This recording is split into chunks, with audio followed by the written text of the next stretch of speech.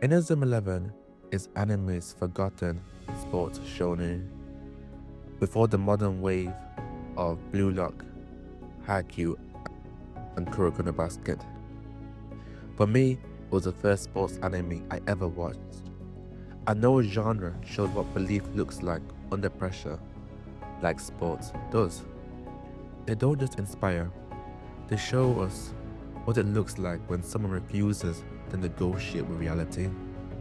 So if you want to understand how to actually reach your dreams and make them inevitable, this one's for you. This is Blessed Visions, and today we're talking about why dreams only work when you've already decided they will.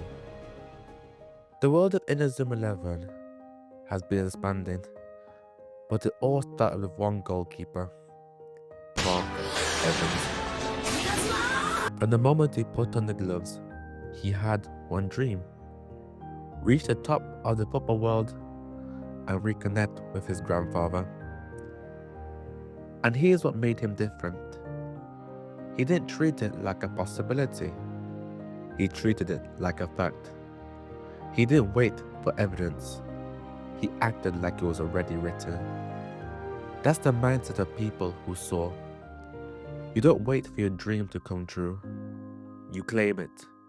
You lace your boots and act.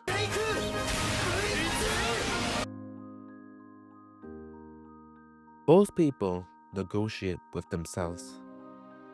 Is this realistic? Am I capable? What if I fail? That sounds responsible, but it's subtle self-sabotage. Because the moment you entertain defeat, you prepare for it. You clip your own wings. And deep down, you start accepting an exit plan. And when resistance appears, you fold faster. Not because you lack talent, but because you never removed the option of quitting. Mark never entertained that conversation. Not once. Look at the first real test. Royal Academy. 3-time champions. Seasoned, dominant, unstoppable. And Raymond barely had enough players to field a team. Everything pointed to humiliation. And as early on, they were down bad. An impossible scoreline to come back from. And yet, he never detached from belief. He kept calling plays. He kept preparing for a comeback.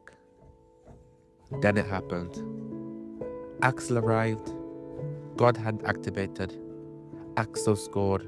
Royal conceded. And Raymond won by disqualification.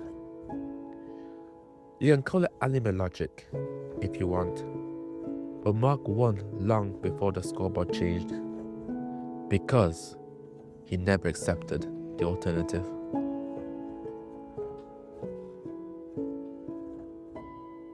Some people will call that delusion, believing you'll win from such a scoreline. But there's a difference between pretending and becoming early. Mark didn't wait to become a great captain or football player. He stepped into it before the trophies, before the wins, before the proof. Most people treat dreams like future events. One day, I'll become that. But that keeps it distant. Because if it lives in the future, your effort feels optional in the present. Mark didn't chase a future version of himself. He decided who he was, then trained to match it. That's the shift. You don't act differently once you succeed. You act differently so you can. This isn't wishing. It isn't waiting. It's choosing the identity first and then doing the daily work.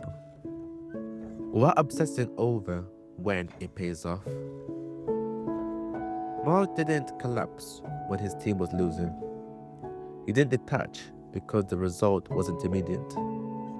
He kept playing, he kept believing, not because the scoreboard confirmed it, but because that's who he was. That's what we call inevitability. People don't quit because their dream is impossible. They quit because their identity doesn't support the pressure. They want the result, but they haven't accepted the version of themselves required to sustain it. So the work feels forced, temporary, like something they're trying out of. And when something feels temporary, stopping feels logical. But when the dream becomes part of who you are, continuing isn't dramatic, it's normal. Inevitable doesn't mean guaranteed, it means non-negotiable. You don't stop because it's slow, you don't detach because it's boring, you don't abandon it because it's uncomfortable. Time doesn't reward excitement, it rewards consistency. And consistency only exists when identity and action match. Mark didn't win because he believed he would. He won because quitting was never built into his identity. Mark Evans didn't win because he was lucky. He won because he never negotiated. He never entertained defeat. He never treated his dream as optional. And that's the secret. Dreams become inevitable when they stop being something you're trying to achieve and start being something you already are. And if you remember watching him die for every impossible save, you already know the feeling. Thank you for watching. So ask yourself, is your dream possible, or have you decided it's inevitable? I'll catch you next one. Until then, stay blessed.